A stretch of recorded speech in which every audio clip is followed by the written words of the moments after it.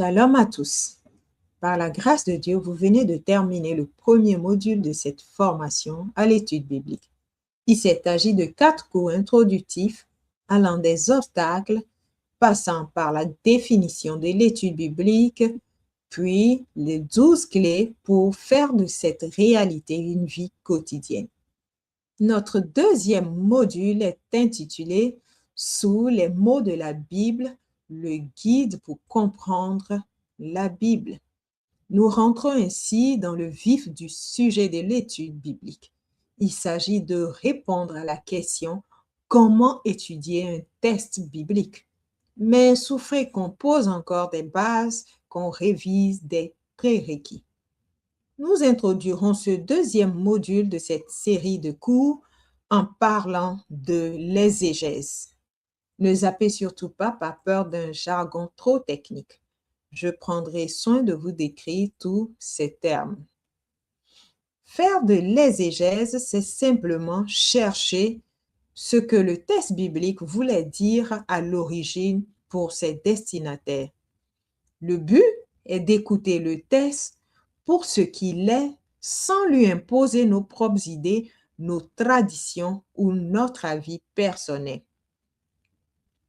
La Bible n'est pas un livre magique ou ordinaire, c'est la parole de Dieu, mais elle a été écrite par des hommes dans des langues anciennes, à des époques précises et avec des styles différents. Une lecture rapide, même avec le cœur, ne suffit pas toujours. Pour ne pas tordre le sens des versets, il faut faire une étude sérieuse et rigoureuse. L'exégèse est la méthode rigoureuse pour découvrir le vrai sens d'un texte biblique en étudiant sa langue d'origine, son contexte historique. Il faut ainsi éviter de lui faire dire des idées personnelles. Cette démarche indispensable nécessite d'analyser le genre littéraire, le vocabulaire d'origine, les figures de style ainsi que le contexte pour ne pas détacher un verset de son paragraphe ou de l'ensemble de la Bible. L'exégèse vise donc à retrouver autant que possible l'intention de l'auteur inspiré, le message adressé au premier destinataire et la portée théologique du passage étudié. Elle cherche à établir le sens du message que les mots, les phrases, la structure et le contexte permettaient réellement de communiquer. C'est en cela qu'elle est indispensable à toute étude biblique sérieuse et à toute prédication fidèle et à toute lecture responsable de la Bible. Sans exégèse, le risque est grand de tordre le texte, de l'arracher à son cadre original ou de lui faire dire ce qu'il ne dit pas.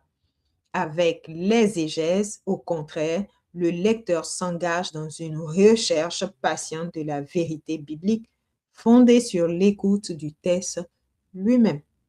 Pour comprendre le sens du texte à l'origine, 2 grands pas sont à franchir. Premièrement, il s'agit de l'analyse linguistique.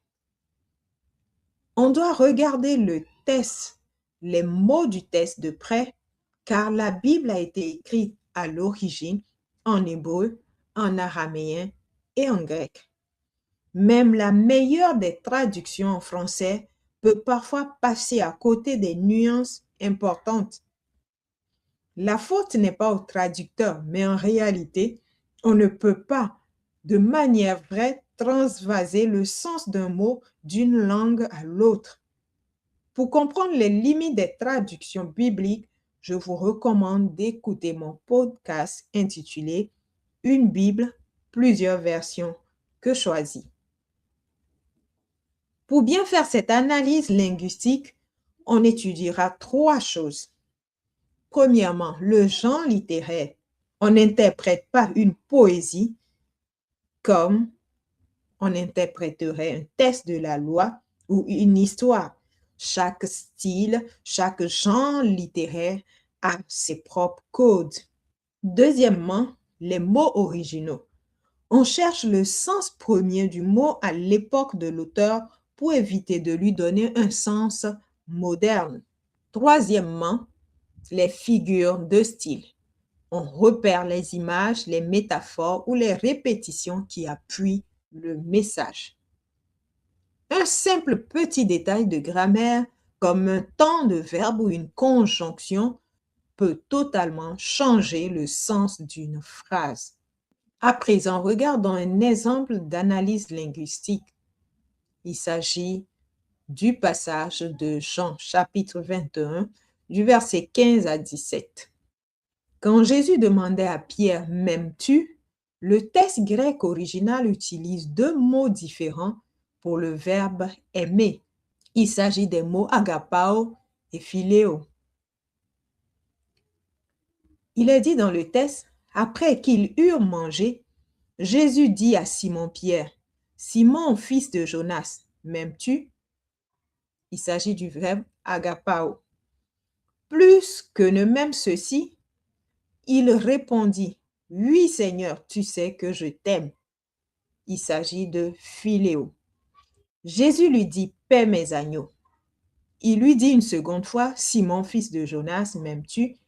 Pierre lui répondit, oui Seigneur, tu sais que je t'aime. Jésus lui dit, paie mes brebis. Si on lit uniquement le texte en français, on manque totalement cette nuance de dialogue au sujet de l'amour. Agapao représente souvent l'amour inconditionnel et sacrificiel, tandis que philéo est l'amour plus fraternel et affectif. La différence de mots utilisés par Pierre et Jésus joue sur le sens même de cet échange verbal. Poursuivons avec le deuxième point de l'exégèse. Il s'agit de l'étude du contexte. Un verset sorti de son contexte devient un prétexte pour lui faire dire n'importe quoi. Pour comprendre un texte, il faut connaître son environnement. Pour réussir cette étude, il y a 4 prérequis. Premièrement, il faut réaliser le bon découpage. Il s'agit d'isoler la bonne section du texte. Il s'agit donc d'un paragraphe entier pour suivre l'argumentation du début à la fin. Ce paragraphe bien découpé est appelé une péricope. Deuxième prérequis, il faut saisir le contexte global du livre. Il faut savoir qui a écrit le livre, à qui et pourquoi.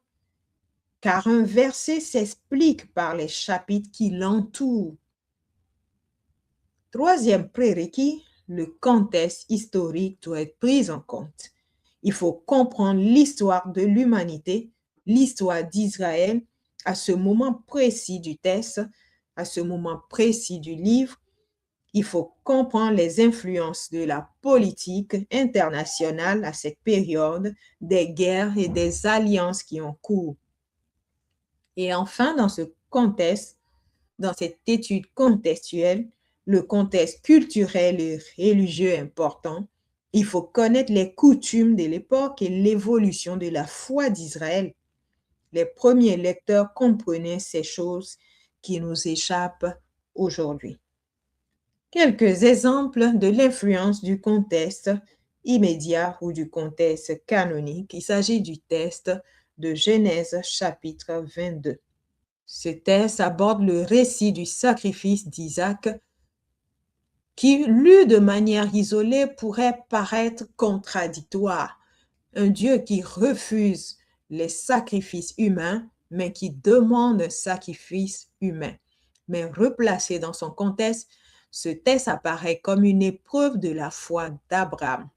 Le contexte immédiat de ce texte éclaire le sens puisque Dieu lui-même arrête la main d'Abraham et pourvoit l'offrande.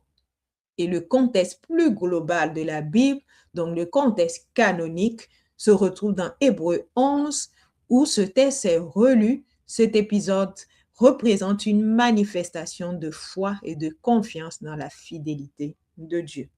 En résumé, pour bien prêcher, bien enseigner, ou juste pour bien comprendre les Saintes Écritures, l'exégèse est obligatoire. Elle demande de la patience, mais elle permet de découvrir la vérité du texte de manière précise et sécurisée. Dans nos prochains cours, nous aborderons les thématiques nécessaires à une bonne étude linguistique et contextuelle. Nous verrons tour à tour dans les cours qui suivront l'étude des genres littéraires, à l'exemple d'un texte narratif poétique. Nous verrons les mots originaux de la Bible, comment retrouver le mot original hébreu, grec ou araméen, comment comprendre le sens, même si nous ne parlons pas l'hébreu biblique, ni le grec biblique, ni l'araméen biblique. Le troisième cours portera sur les figures de style, car le langage oriental est riche en symboles. Le quatrième abordera le contexte historique. Il faut savoir que chaque période de l'histoire d'Israël a modélé la révélation biblique. En cinquième point, il s'agit du contexte religieux. Il faut comprendre la différence notoire qui existe entre un Israélite, un Juif, ou entre un Sadducéen et un pharisien. Le sixième cours abordera le contexte du livre. Chaque livre a été écrit avec un but précis, dans un contexte, dans un climat bien défini. Et enfin, pour ces prérequis à une bonne exégèse, nous parlerons de l'analogie de l'écriture. En réalité, l'écriture s'explique par l'écriture sans jamais se contredire. Et lorsqu'il y a contradiction, il faut rechercher l'erreur. N'oublions pas que nous sommes en train de poser des bases solides. Allons-y pas à pas avec persévérance pour une bonne étude biblique. Merci d'avoir suivi jusqu'au bout cette introduction au deuxième module. Si cette vidéo vous a édifié, n'hésitez pas à la partager, à la liker, à nous laisser un commentaire pour faire vivre cette chaîne.